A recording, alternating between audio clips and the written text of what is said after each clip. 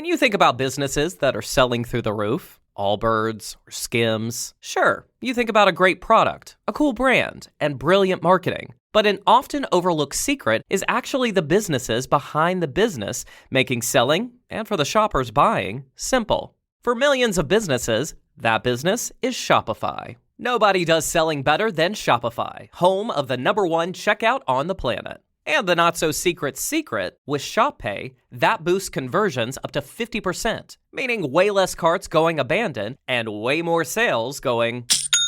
So if you're into growing your business, your commerce platform better be ready to sell wherever your customers are scrolling or strolling on the web, in your store, in their feed, and everywhere in between. Businesses that sell more sell on Shopify. Upgrade your business and get the same checkout Skims uses. Sign up for your $1 per month trial period at shopify.com/audioboom. All lowercase. Go to shopify.com/audioboom to upgrade your selling today. Shopify.com/audioboom. Big news! Wayfair's end-of-season sale is here. It's Wayfair's Labor Day clearance. Right now, you can score up to 70% off everything home at Wayfair. Plus, amazing doorbuster deals and 24-hour surprise flash deals on home finds in every style. This is your last chance to score end-of-season savings, and it's happening now. Did we mention fast shipping on everything? Don't wait. Head to wayfair.com today to score up to 70% off now through September 2nd. Wayfair, every style, every home. Something Was Wrong is intended for mature audiences. This season contains discussions of medical negligence, birth trauma, and infant loss, which may be upsetting for some listeners. For a full content warning, sources, and resources, please visit the episode notes. Opinions shared by the guests of the show are their own and do not necessarily represent the views of myself, Broken Cycle Media, and Wondery. The podcast and any linked materials should not be misconstrued as a substitution for legal or medical advice. Origin's birth and wellness owners and midwives, Caitlin Wages and Gina Thompson, have not responded to our requests for comment. Additionally, midwives Jennifer Crawford and Elizabeth Fuel have also not returned our request for comment. This season is dedicated with love to Malik.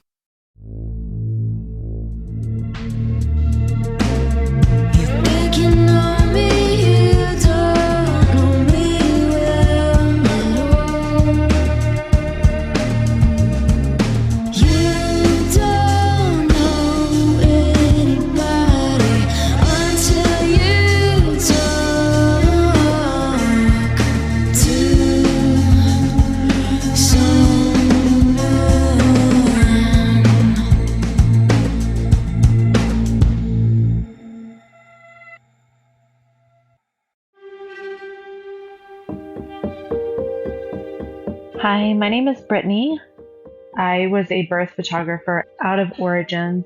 I rented space from Gina and Caitlin. That began 2015. I had a birth photographer for my oldest son. Capturing the emotions from his birth was so special to me, and I just wanted to be involved with birth. I love it. I have photographed over 200 births, probably close to 300 now. I was a surrogate for Caitlin Wages in July of 2017 while officing out of Origins as a birth photographer. I worked very closely with Gina Thompson and Caitlin Wages during this time.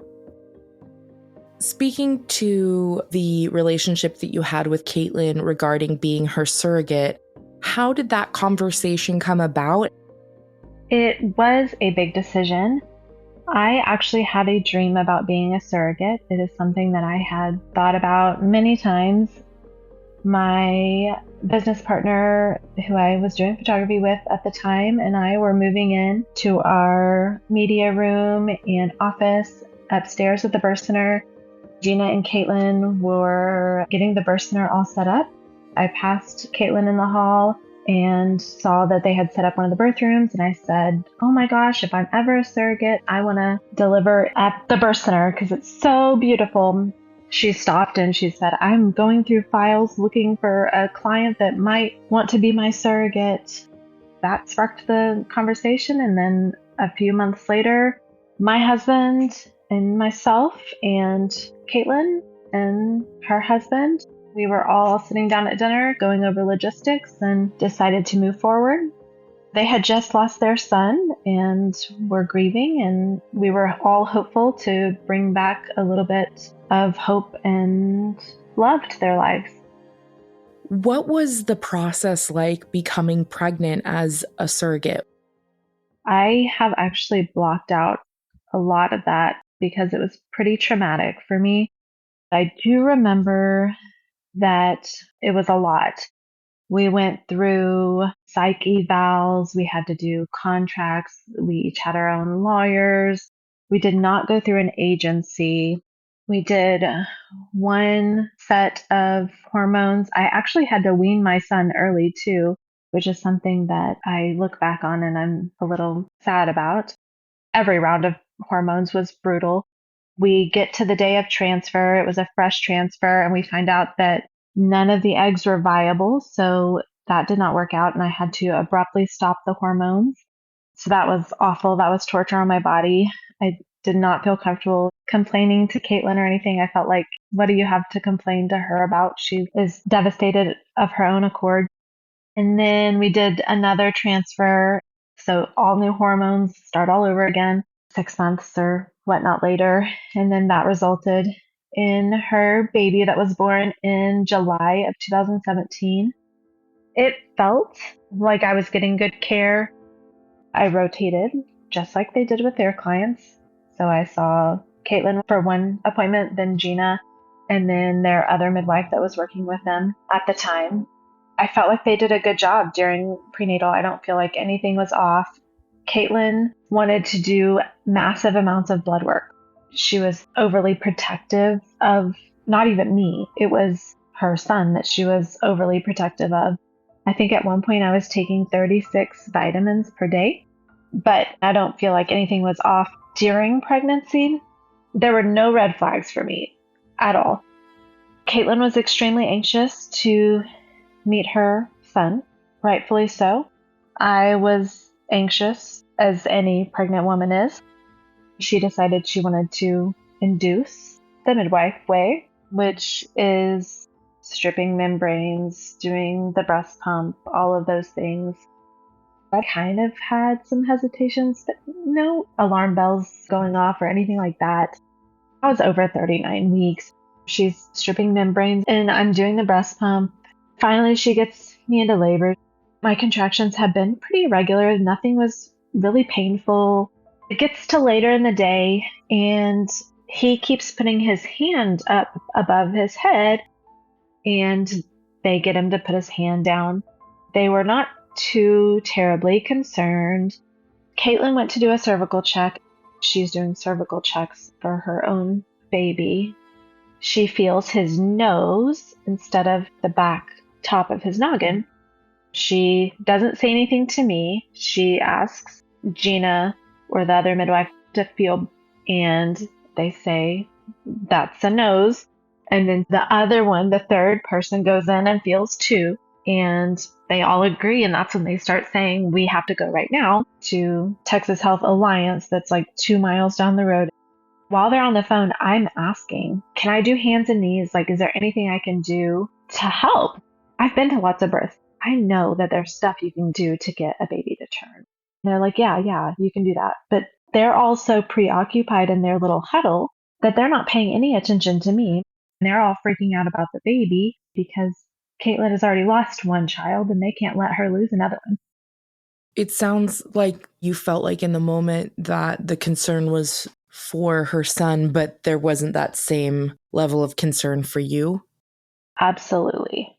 And even looking back, I'm like, the way his hand kept going up in my pelvis and how big my pelvis is, if I had done inversions or anything, we could have gotten him to move. We eventually get in the car and I ride hands and knees, but with my chest to the ground to the hospital, and they have the Doppler and they're freaking out. I remember them telling me at one point that his neck might break, and then we get there and The OB says, yep, we're going to take you back. I had a emergency cesarean with her son. He was born around 4 a.m. Gina and Caitlin brought him into my hospital room. They got a different room. Well, they brought the entire family, but I was exhausted. I honestly have no recollection of that happening. I remember it from pictures, that's all.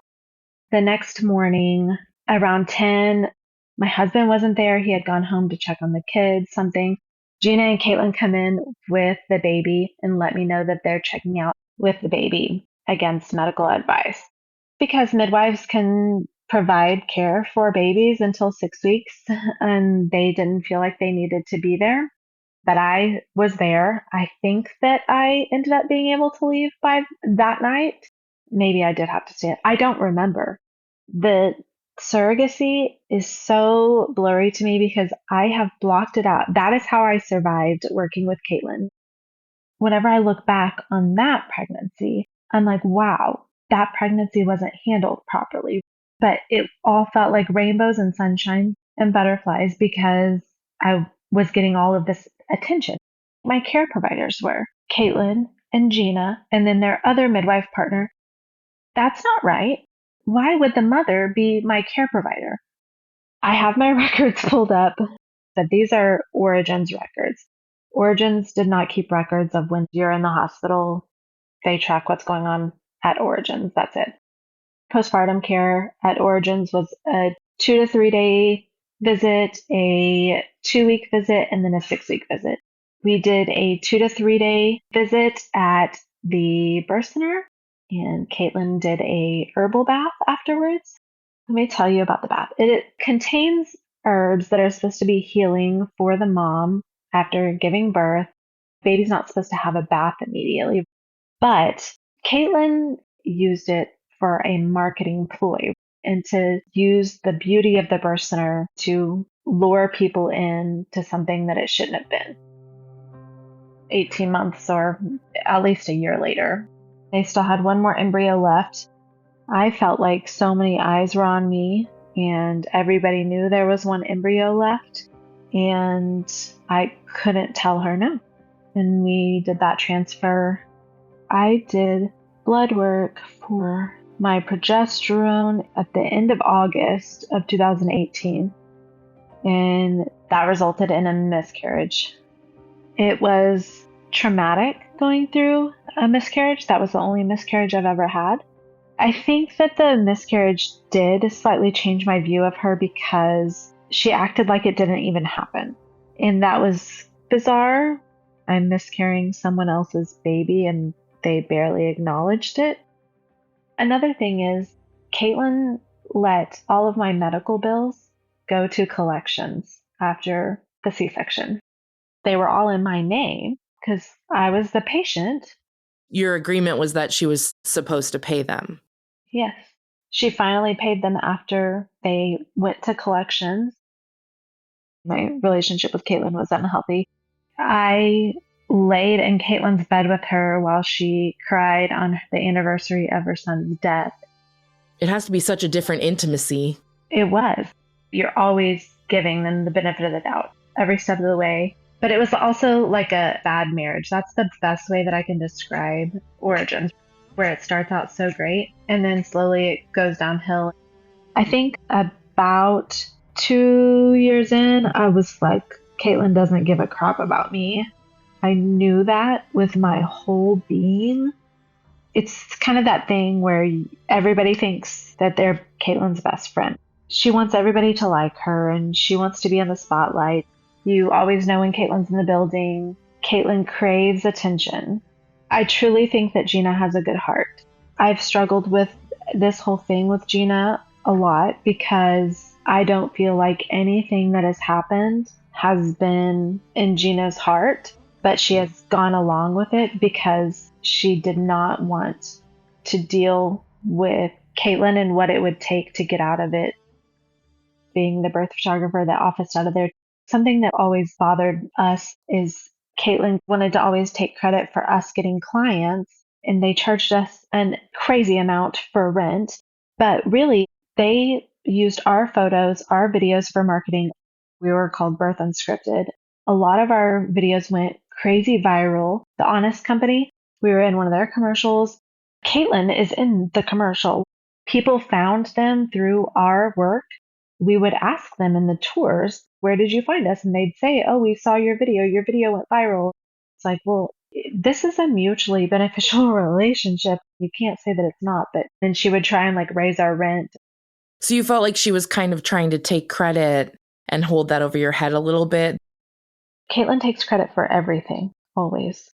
Caitlin often spout out statistics that I could never find any information on afterwards. She just would say things that often afterwards, Gina and I would look at each other like, where'd she get that one from? In November of 2018, I started working at Origins. I was the office manager from 2018 to March 2021 at Fort Worth only.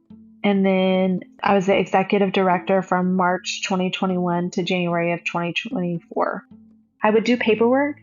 I had access to charts. You have to have them sign that waiver. The document that Kristen's like, I should have never signed that.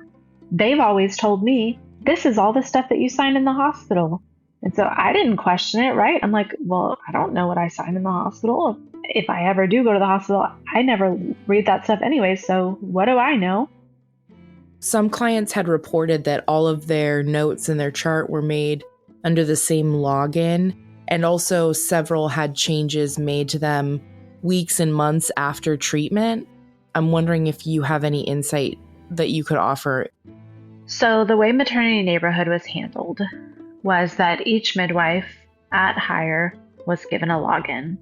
Then Dallas had a main login and Fort Worth had a main login. Maternity Neighborhood had one overall system for both locations that the main logins could toggle between the systems. Only the admin is supposed to have the main login. Gina and Caitlin chose to put the main login in our password document for everyone to have. I don't remember why this was in there. I feel like it was needed along the way for something, but somehow it ended up staying on there. And every time the password got changed, it was updated on the password document and everyone had access to it. So it got saved on all the computers. I am the one that gave everybody logins. I did all the onboarding for everyone. So every single midwife had their own individual login to Maternity Neighborhood, and they were told explicitly to use their own login. If they were not using their login, I would tell them repeatedly to use their own login. We also had reports that were run or were supposed to be run by the clinical director. It would tell you if the charts needed to be resolved for something, like if they weren't assigned or things like that. So this was a good indication if that login was being used too much. If I saw this report was using that login too much, then I would try to go through the chart and see, because you can match it to the schedule and see who's using that login, and I would get on them. Thing is, the midwives didn't like it when I did that because they think that I'm micromanaging them or whatnot. But I did not like it when they did this because it's not good for charting. It's not good for clients, all the things.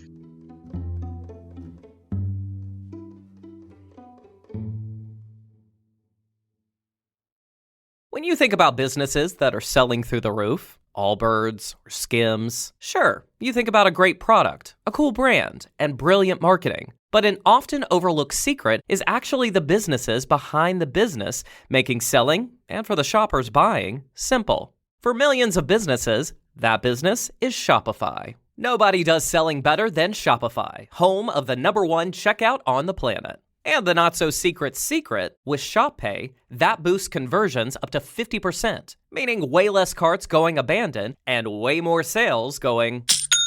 So if you're into growing your business, your commerce platform better be ready to sell wherever your customers are scrolling or strolling on the web, in your store, in their feed, and everywhere in between. Businesses that sell more sell on Shopify. Upgrade your business and get the same checkout Skims uses. Sign up for your $1 per month trial period at shopify.com/audioboom.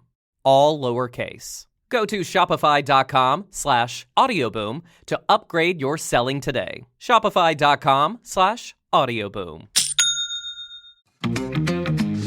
Hey there, True Crime Podcast fans. It's Patrick and Jillian from True Crime Obsessed. Each week on TCO, we recap a true crime documentary everyone's talking about, and we do it with heart, sass, and just the right amount of humor. So if you like the kind of podcast where two good friends chat about a case in a thoughtful way that centers the victims, you really gotta check us out. Yeah, we cover the well-known cases that you hear about in the news and the underreported cases that desperately need more attention. For almost 9 years, we've been one of the most popular true crime podcasts out there. We have over 30,000 five-star reviews on Apple Podcasts, and our brand new YouTube channel has over 50,000 subscribers watching our full-length video episodes too. So find and subscribe True Crime Obsessed wherever you get your podcasts.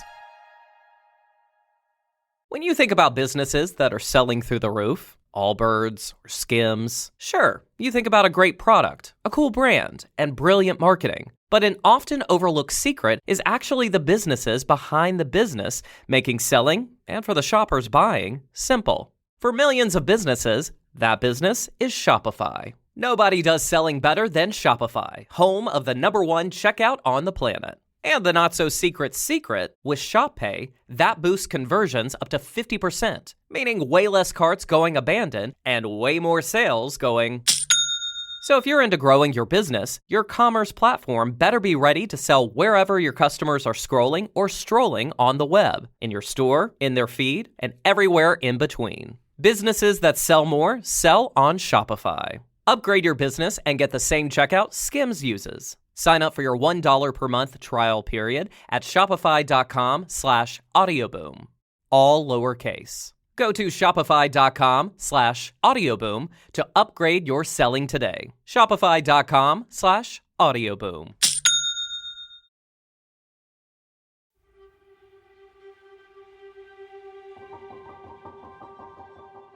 Things really morphed and changed from the time that I started working there. Whenever I first started working there, Gina and Caitlin were doing clinic. They were active midwives in the practice. I want to say around 2019, they decided to step back and just run the business, is what they would call it. That's when things really started going downhill, and I don't think it had anything to do specifically with the midwives that worked there. We often place blame on that they weren't as invested in the business as Gina and Caitlin were. They couldn't sell products like Gina and Caitlin could, or love on clients like Gina and Caitlin could. And part of that is true. The clients loved Gina and Caitlin. Caitlin can make anyone believe that you are her best friend. So they had a cult-like following by the time they stopped doing clinic. Repeat clients would come back, and they were so upset that Gina and Caitlin weren't doing births. Gina and Caitlin would make exceptions for their special clients. Once a week, they'd still be in clinic doing their special clients. But then that phased out over the past few years. Whenever COVID hit, the midwives stopped going to the hospital with clients. Before that, midwives always went to the hospital with clients. COVID hit, and then the midwives weren't allowed to go to the hospitals anymore. So they just had to turn their patients over to the hospital staff, and they go to sleep or go back to clinic or go about their day. It never changed afterwards. So as much as I kept saying to Gina and Caitlin, the midwives have to go with the clients. Let's figure out a way. Let's do this. Let's do that. That they'd say, well, we're on call and we have all these patients, which sometimes that was true. Gina and Caitlin would never cap their patients. That was the other issue. It didn't matter if a patient was absolutely horrendously rude to my admin staff. It didn't matter if the midwives were already overworked and begging not to take any more clients. Gina and Caitlin said, we're taking them. Then the midwives were overworked, and sometimes they would have to just send the patients to the hospital because they had another client in labor. They didn't care. Gina and Caitlin wanted the money. As the years went on, after Caitlin and Gina moved out of clinic and their repeat clients kept having babies and they started seeking care elsewhere, Both of them were very offended when this would happen. Caitlin, more so than Gina, Caitlin did not like it at all. Oftentimes she would call them personally and try to convince them to come into care and let them know that if they did come into care, she or them both would do their prenatal care and their birth. Sometimes when she would promise them this, she would have whoever was on call show up to their birth. And then whenever they were in active labor or nearing the end, Caitlin would show up, deliver their baby, and then leave right afterwards. This was always very disappointing for the clients. I've spoken to a few of them that happened to. This usually happened in Fort Worth, not Dallas, because that's where Gina and Caitlin did clinic. But they were always disappointed that they were promised one thing and didn't get it. But we very rarely saw repeats at the end of my time there. We definitely had more upset clients towards the end than ever before. One of our previous employees that was office manager, and then we created a role for her, patient advocate. She wasn't in that role for very long, and she left about a year before me, maybe a little bit less. She was like, I can't do it. I can't handle all of these upset clients. She saw every single upset client. That was her job, to deal with that and try and fix the problems. But it was getting worse and worse and worse. Can you recall what most clients were unhappy with? I mean, there were different things. A big thing that really, really bothered the patient advocate and myself was miscarriage follow-up. Because of the way the collective was that there's 3 midwives or whatever, no one would follow up with this patient. And so they would just fall off the radar. We would get complaints all the time. My midwife just forgot about me. She abandoned me. Y'all don't even care about me. So that was really frustrating. And that was one thing that we felt really strongly about. And the patient advocate and I worked really hard to create a system to put in place for the midwives. We had to do that as admin staff. And we actually put in place to where the admin was calling and following up, because at the end of the day, I said, I don't think the patients care who's calling them as long as someone is calling them. So I was telling my admin staff, you're going to call, put it on your to-do list. If you see that there's a miscarriage, you call them and just say, I'm just checking in with you. I'm going to go ahead and schedule you an appointment with a midwife. Is that okay? Are you comfortable coming in, or would you prefer that we just schedule a phone call? I always got that question, how many babies have you lost? And for the first several years, I was able to say we've never lost any moms or babies. But I just remember at some point, someone saying there's been all these neonatal deaths at Origins in the past 2 years. And as the executive director that worked directly with Gina and Caitlin, saying, what? To not know that? I knew of a few, but not that many had happened in such a short amount of time. All of them were at Origins Dallas. I would hear about them in passing, and I was given a little bit of details. I do remember one of these births specifically because several people had access to our cameras, but I'm the main one that knew how to work them. I had them set up. Security cameras? Yes. Whenever we had one of these fetal demises, I had to check the camera. In an emergency, a midwife is entering things quickly into a chart or even paper charting, and then they have to go back and enter it into maternity neighborhood later. So I had to go into the camera and get accurate times of when NICU arrived, when they left, all of those things, so that she could accurately enter it into the chart during this emergency. I believe it was after that incident that Baylor NICU decided to no longer come to Origins Dallas. Baylor Dallas actually asked us to remove them off of the Origins tour and our website because they didn't want to be affiliated with us. Did Caitlin or Gina ever speak about why babies were lost with you or in front of you?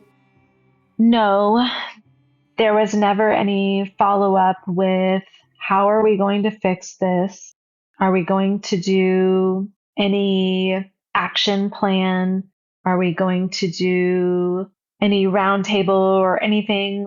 We used to sit down with everybody that was at the birth, and if anytime there was a traumatic birth, or anything that you needed to basically learn from. You would sit down with everybody that was at the birth and you would talk about it.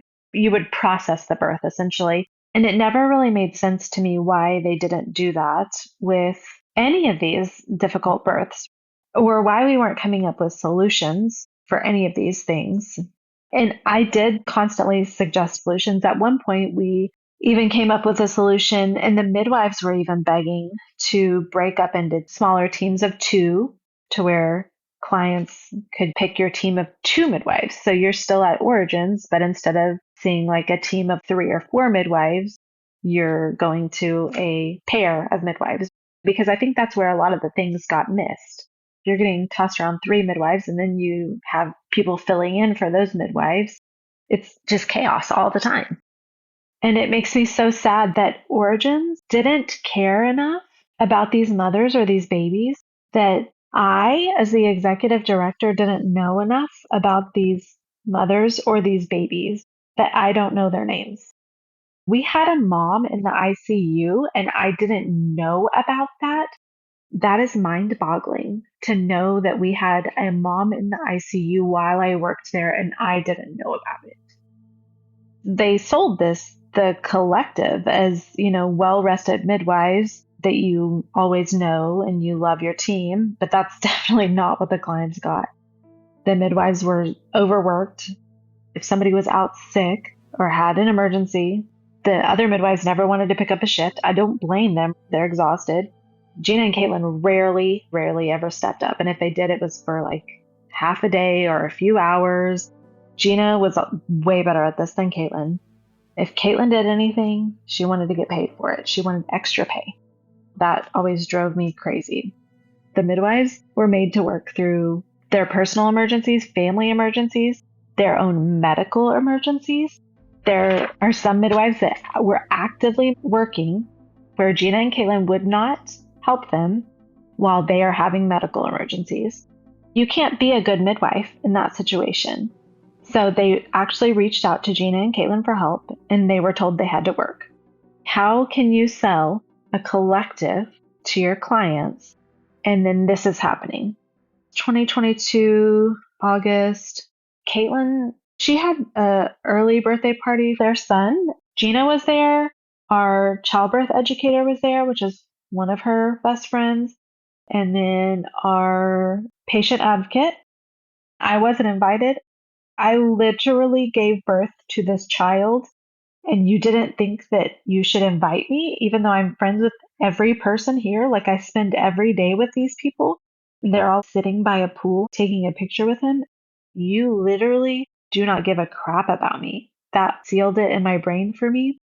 Of all those little moments over the past however many years, everything that had happened, that was the moment that I was like, you do not care 1 ounce about me. In August of 2022, I gave my resignation, and Gina and Caitlin rejected my resignation and offered me more money to stay on. Obviously, I wish I would have not taken that and walked away. I actually wrote a letter to them about all of the things that I thought they were doing wrong in their business whenever I put in my resignation. I read the letter out loud to them, sitting in front of them in person. Why were you trying to resign at that time?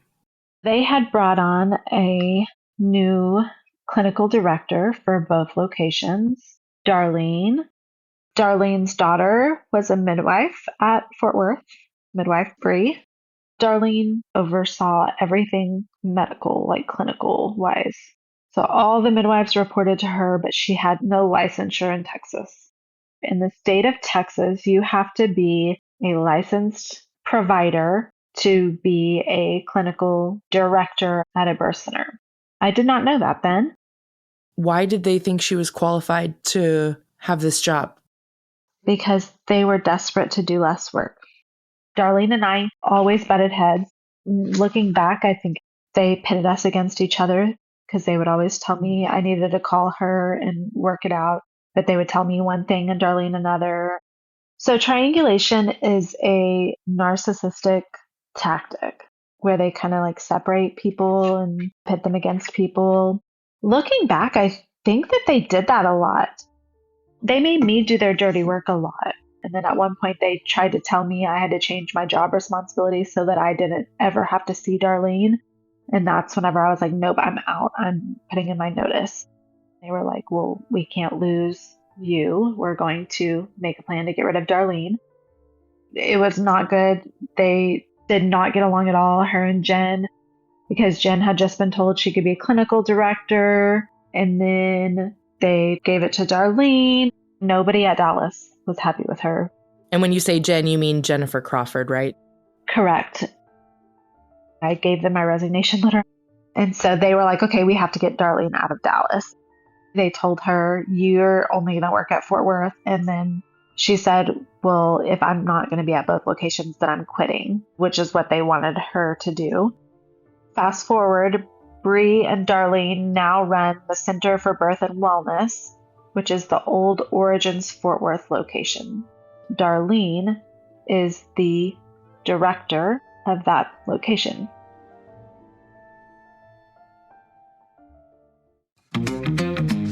Hey there, True Crime Podcast fans. It's Patrick and Jillian from True Crime Obsessed. Each week on TCO, we recap a true crime documentary everyone's talking about, and we do it with heart, sass, and just the right amount of humor. So if you like the kind of podcast where two good friends chat about a case in a thoughtful way that centers the victims, you really got to check us out. Yeah, we cover the well-known cases that you hear about in the news and the underreported cases that desperately need more attention. For almost 9 years, we've been one of the most popular true crime podcasts out there. We have over 30,000 five-star reviews on Apple Podcasts, and our brand new YouTube channel has over 50,000 subscribers watching our full-length video episodes too. So find and subscribe True Crime Obsessed wherever you get your podcasts.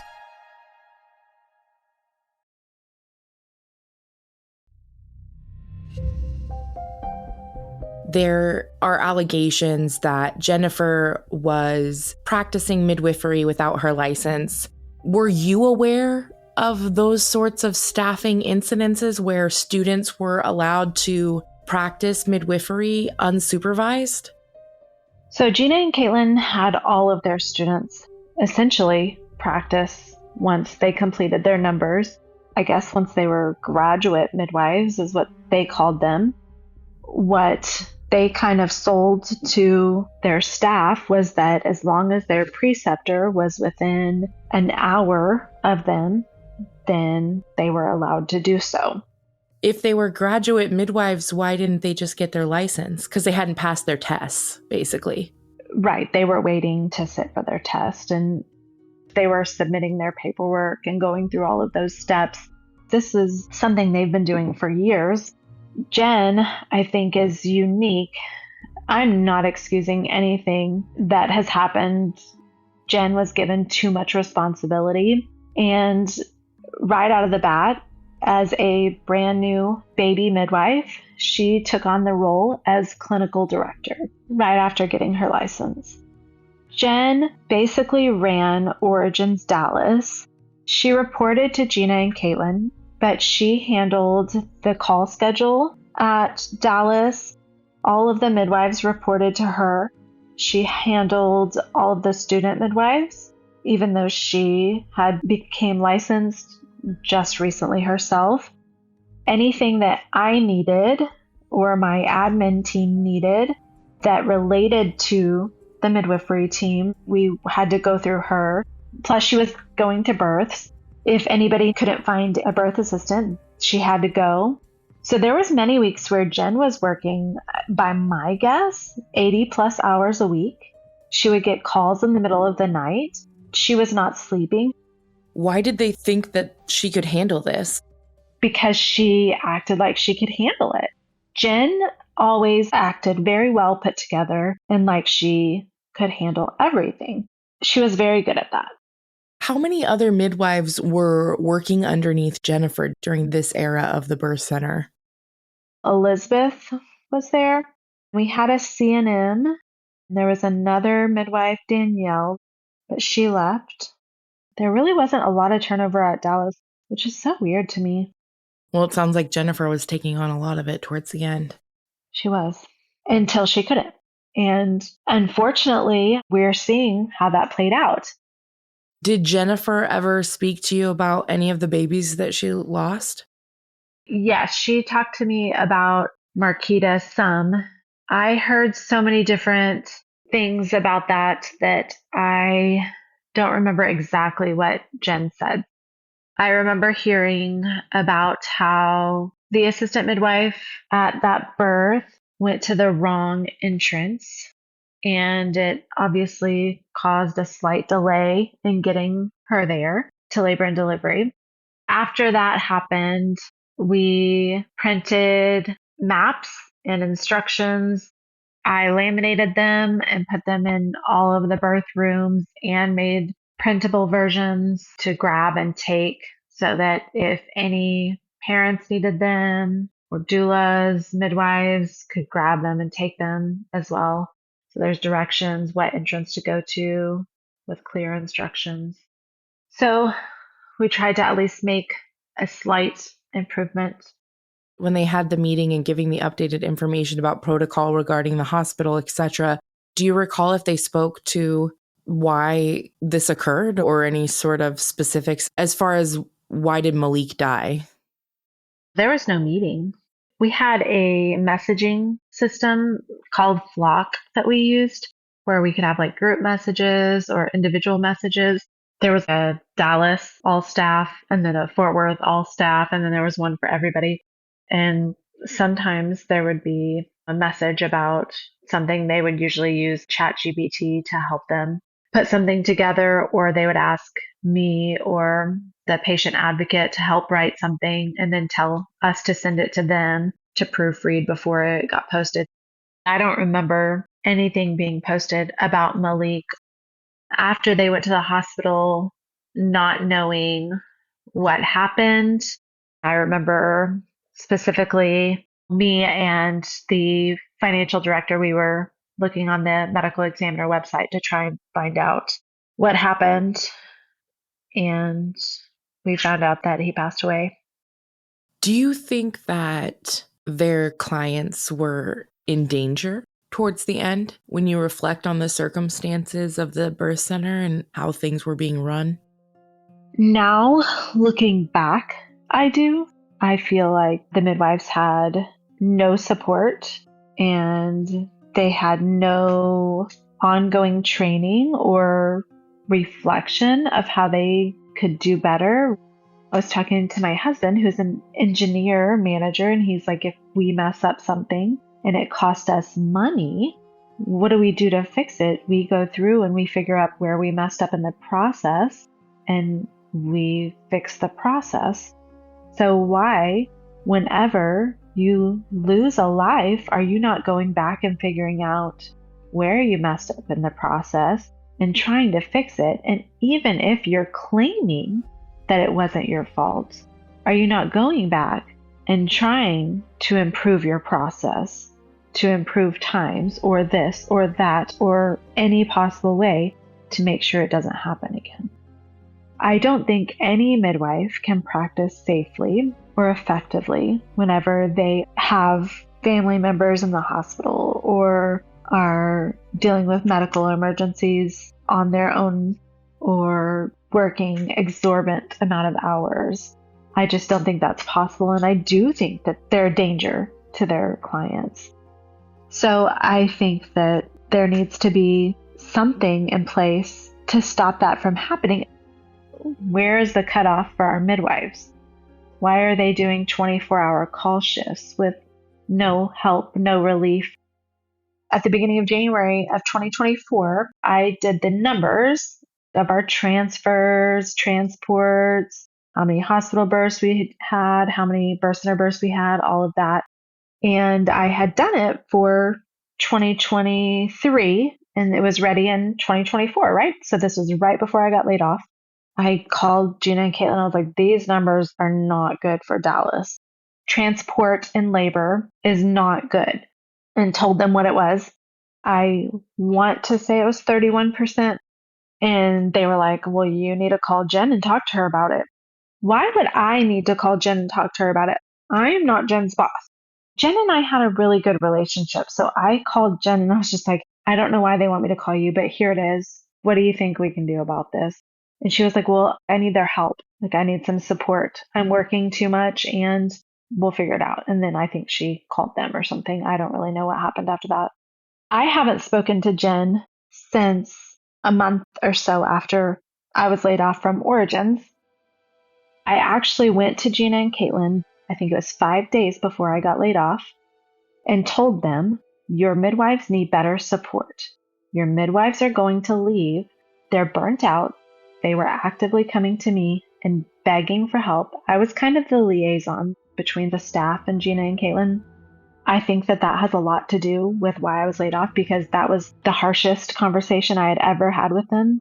Like, you guys are going to have to step up and quit making them work through hard things and find a solution. When Gina and Caitlin laid me off, I was sitting in a room with them, and I did tell them they were going to be screwed, actually.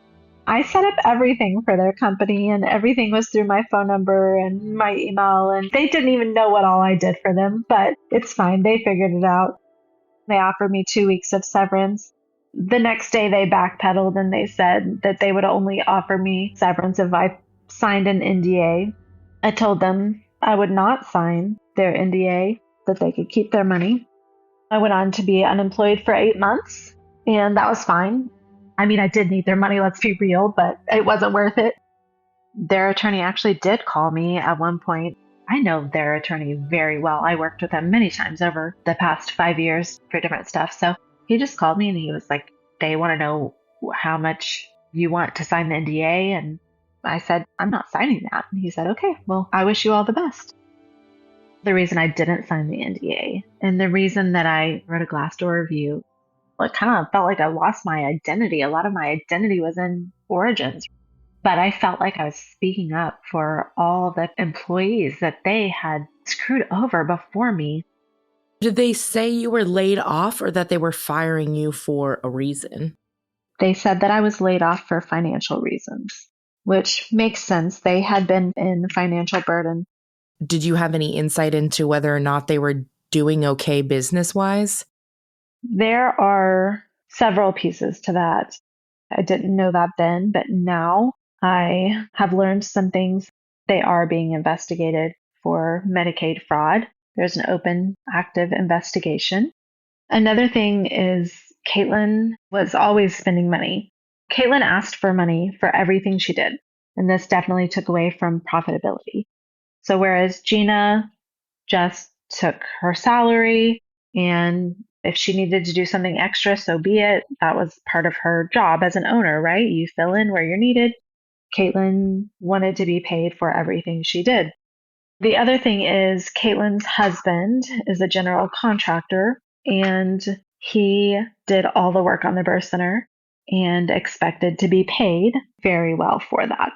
He always stayed busy, and I think that that's where a lot of our profitability went. Do you know if he got licenses, like approval from the city to make those renovations? I found out after I left that he did not have any. I was not aware of any of that at the time. He handled all of the renovations. I believe it was February of 2021 when the freeze happened. The pipes burst in 10 places and the entire clinic side of the building. The ceilings fell down. The furniture was ruined. We had to rent another building down the street to do clinic out of. Luckily, the birth suites were okay, but it was a very chaotic time. We were moved out for 3 months while he did those renovations. So we were completely unaware of what licenses he had gotten or not. The only thing I was aware of was that there was not a certificate of occupancy.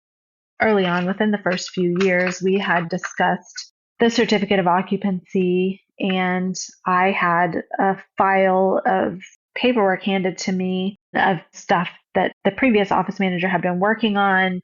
And I was like, okay, I'll keep working on this. And Caitlin's husband took that from me and said, I will handle this. That was the last I heard of that. I had never seen a certificate of occupancy or anything else moving forward. I had access to Origins, all the maternity neighborhoods, for months after I was laid off. Months. So I had access to hundreds, if not 1,000 patient files, all of their medical records, for months after I left Origins. That is a huge HIPAA violation. So I reported it. Do you think that they did anything about it? Nope. They emailed the Office for Civil Rights. I filed a complaint against Origins, and they just basically told them that they had to fix it. They didn't. They told them again they had to fix it. They did. That was the end of it. They closed the case. There's still an open case with the Medicaid fraud, but there's been insurance fraud going on there. They owe hundreds of thousands of dollars to patients in refunds. And there's just no one to report this stuff to where they can be held accountable. And I think that is my issue with all of this. Where's the follow through, and how do you hold these people accountable? I want these midwives to be able to practice, and I want them to be able to take care of clients. I want to see midwives to have some autonomy, because I've had amazing experiences with midwives. But I do think that there needs to be some kind of overseeing body that actually takes complaints seriously, that actually investigates things and looks at them truly and wholly, not just shuts the case and moves on with their lives. I had a follow-up interview with Brittany after our initial recording, but unfortunately due to audio issues, the audio is unusable. But because what Brittany is alleging is so important, I'm going to summarize. According to her, Origins held a retreat for midwives twice yearly. Each of the 2 annual retreats typically lasted about 3 days, Friday through Sunday. They were reportedly often hosted at Gina's primary residence or her lake house. The purpose of one of these retreats was to annually review their policies and procedures, and the other was intended to be a fun getaway. All of the midwives were required to go, as it was written into their offer letter. However, this left clients without any Origins midwives available during these periods. Instead, they had outside midwives cover the birth centers. Often, one of the students also stayed behind to provide some continuity. But the biggest issue Brittany took with these retreats is that the clients were allegedly not made aware that their births could end up happening on one of these weekends. That meant that their clients that went into labor on those weekends were surprised by someone they did not know handling their entire labor, delivery, and immediate postpartum care. Furthermore, Brittany reflected on how understaffed Origins felt then, which has been underscored since she left and began learning what proper staffing numbers were at other local birthing centers. Quote, Amy from Allen Midwifery talked about how they are now taking up to 20 clients a month with 6 nurse midwives blew my mind. We were taking 20 plus clients per month with 3 midwives at each birth center. To clarify, each birth center was taking 20 plus births each on a good month, and each birth center was staffed with only 3 midwives, not including Gina or Caitlin, end quote. Relatedly, Brittany reports that throughout her time working for Origins Birth and Wellness, she tried to advocate for the midwives, but ultimately didn't feel any changes were made to rectify staffing issues, overtired midwives, and other logistical issues that could negatively impact midwives, their clients, and their families. Brittany shared that after the death of Malik, Origins never had a meeting to reflect as a team on what went wrong, only to refresh their partners on where to enter Baylor. Brittany shared that Origins owners did not seem to care when babies were lost, but instead fixated on negative reviews or transfer statistics. She alleged that after Marquita left her review, Origins hired a company and paid them $500 to try to remove their negative reviews, explicitly flagging Marquita's needing to be removed. Brittany says that she expressed her discomfort in this approach in the meeting with Gina and Caitlin, but her concerns were brushed off. What made you decide to speak out? I had watched them screw over so many people before me and even made me be involved in it. So I felt like I was standing up for all of those people that went before me and hadn't been able to stand up for themselves, because Gina and Caitlin are very litigious, but I'm not scared of them anymore. If they want to do anything, then let them do it.